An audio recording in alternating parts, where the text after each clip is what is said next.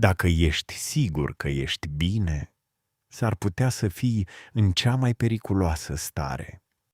Nu pentru că ești prea rău, ci pentru că nu-ți vezi păcatul. Cei mai mulți oameni nu cred că au o problemă reală. Cred că sunt în regulă. Nu sunt perfecți, dar nici pierduți. Și tocmai asta e problema. Pentru că dacă nu vezi păcatul din inima ta, nu vei vedea nici nevoia unui mântuitor. Nu îl respingi pe Hristos, dar nici nu simți că ai nevoie de El. Sunt mulți oameni care cred că au nevoie de Dumnezeu, dar nu pentru că și-au văzut păcatul. Unii îl caută pentru liniște, alții pentru ajutor, pentru familie, pentru protecție, pentru că așa e bine. Dar foarte puțini îl caută pentru ceea ce este cu adevărat necesar, mântuirea de propria lor inimă. Și aici este problema. Dacă omul nu vede păcatul din inima lui, nu va vedea nici nevoia unui mântuitor. Noi tindem să ne comparăm cu alții. Nu sunt chiar atât de rău. Sunt oameni mai răi decât mine. Nu am făcut lucruri grave. Dar Dumnezeu nu ne compară cu alți oameni. Ne compară cu sfințenia Lui. Și în lumina aceasta nu mai vorbim despre greșeli mici, ci despre o inimă care, în mod natural, nu-L iubește pe Dumnezeu. Problema nu este doar ce ai făcut. Problema este cine ești fără Dumnezeu. O inimă care nu-L caută. O inimă care alege păcatul. O inimă care se justifică.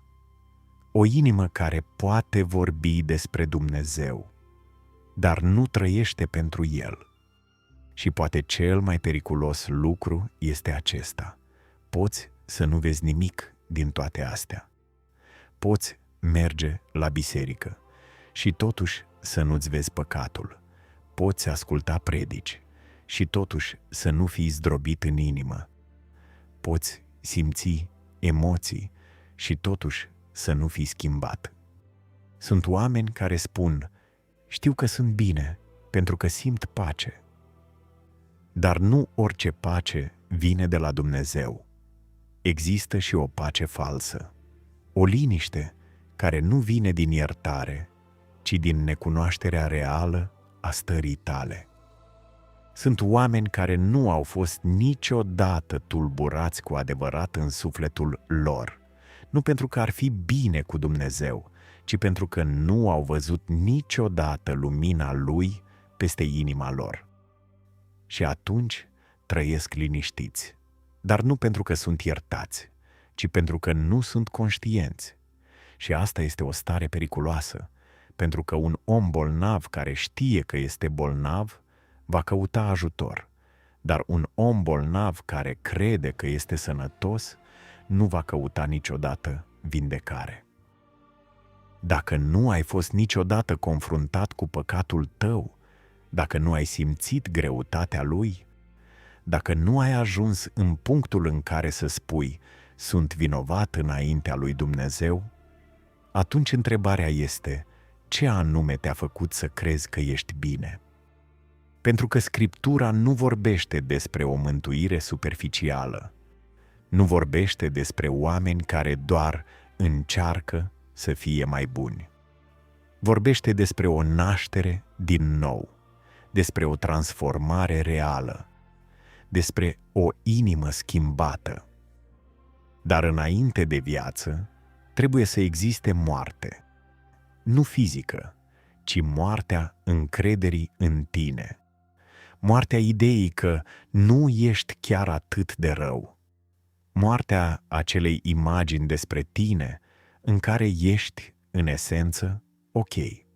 Pentru că până nu vezi cât de adânc este păcatul, nu vei înțelege cât de mare este harul. Gândește-te la asta.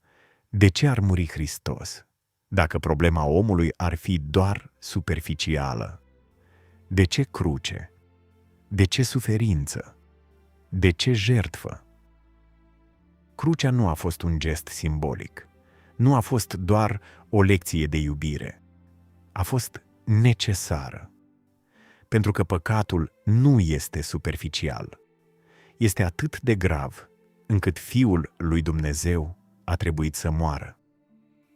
Și dacă asta a fost prețul, cum putem noi să credem că suntem destul de buni?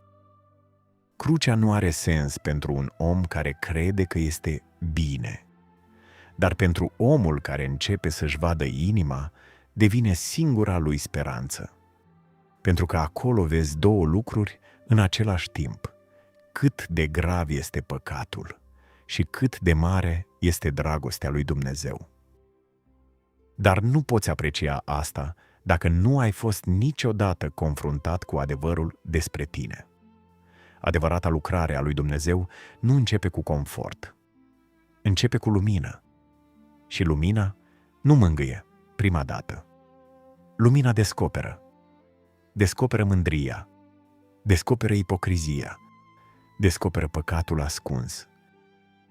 Și omul începe să vadă ceva ce nu a vrut niciodată să vadă. Dar exact acolo începe speranța. Pentru că omul care își vede păcatul nu mai caută doar o religie, caută salvare. Nu mai caută doar să se simtă bine, caută iertare. Nu mai caută doar răspunsuri, caută un mântuitor. Și Hristos exact pentru asta a venit, nu pentru oameni care cred că sunt bine, ci pentru cei care încep să vadă că sunt pierduți. Poate că până acum ai crezut că problema ta este în exterior, circumstanțele, alți oameni, situațiile. Dar dacă problema este mai adâncă, dacă problema este chiar inima ta, și dacă nu vezi asta, vei continua să cauți soluții superficiale la o problemă profundă. Poți schimba comportamente, poți face promisiuni, poți începe lucruri noi. Dar fără o schimbare a inimii, totul rămâne la suprafață. De aceea, cea mai importantă întrebare nu este: ești religios sau crezi în Dumnezeu? Ci aceasta: ți-ai văzut vreodată păcatul așa cum îl vede Dumnezeu? Pentru că doar atunci Hristos devine necesar, devine personal, devine singura speranță reală. Și poate chiar acum simți că acest mesaj te apasă. Nu e întâmplător. Nu ignora asta. Dumnezeu nu ne arată starea noastră ca să ne lase acolo, ci ca să ne ducă la Hristos. Pentru că acolo, unde păcatul este văzut cu adevărat, harul devine prețios. Și acolo, unde omul spune sincer: nu mai pot, nu sunt ceea ce ar trebui să fiu, acolo începe, de fapt, lucrarea reală a lui Dumnezeu.